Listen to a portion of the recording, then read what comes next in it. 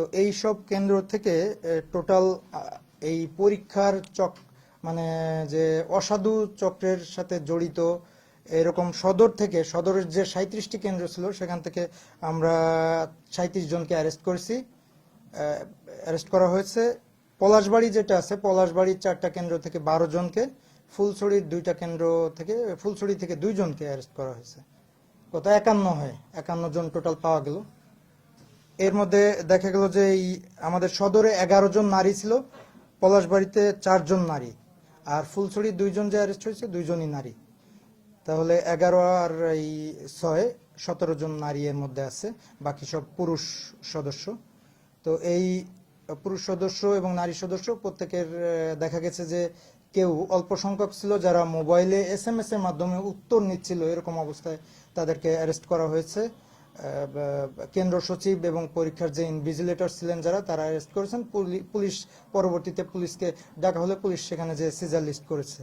আর কিছু ক্যান্ডিডেটকে দেখা গেছে তারা কানে ডিভাইস নিয়ে এবং তাদের হাতে একটা ব্যাটারি জাতীয় অন্য আরেকটা ডিভাইস ছিল শরীরের মধ্যে, এরকম 2টা ডিভাইস নিয়ে তারা উত্তর কোনো জায়গা থেকে হয়তো কানেক্টেড ছিল, সেখান থেকে উত্তর আসতেছিল। এই অবস্থায় এরকম ডিভাইসের তাদের ফাংশন, সেভাবে তাদেরকে অ্যারেস্ট করা হয়েছে। তো নিয়মিত মামলাই হবে, তাদেরকে অ্যারেস্ট করা হয়েছে নিয়মিত মামলা। মোবাইল কোর্ট না করে নিয়মিত মামলা, এটা একটা প্রশ্ন আসতে পারে যে কি জন্য নিয়মিত মামলা। সেটা হলো আমরা চাচ্ছি, পরীক্ষা কর্তৃপক্ষ সহ সবাই আমরা চাচ্ছি যে এই চক্রটাকে যাতে আমরা ধরে ফেলতে পারি।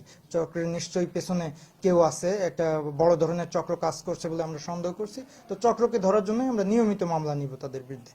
সেই নিয়মিত মামলা যেহেতু হচ্ছে, আমরা তো তাদের জিজ্ঞাসাবাদের জন্য আদালতের কাছে রিমান্ড চাইবো। মোবাইল ফোন কিছু আছে কানে এয়ার প্লাগ লাগানোর মতো, কিছুটা তো নতুন দেখা যাচ্ছে যে কানে এয়ার প্লাগ এত ছোট, একটা ওই যে মটরশুটির দানার মতো এয়ার প্লাগ এত,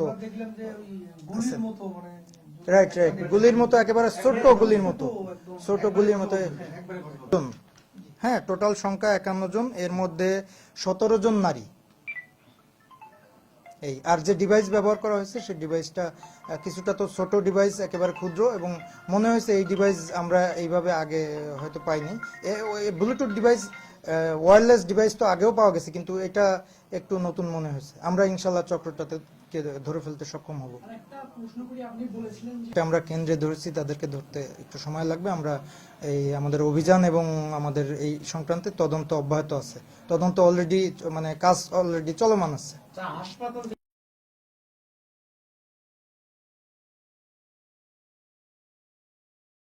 বের করার সময় কানের ভিতরে তাদের আর ঢুকে যায়, এটা যাতে কোনো বিপদ না হয় সেই জন্যই আমরা হাসপাতালে নিয়ে তাদেরকে নিরাপদভাবে সেই ডিভাইসগুলো বের করেছি। হাসপাতাল থেকে কোনো ডিভাইস উদ্ধার করা হয়নি।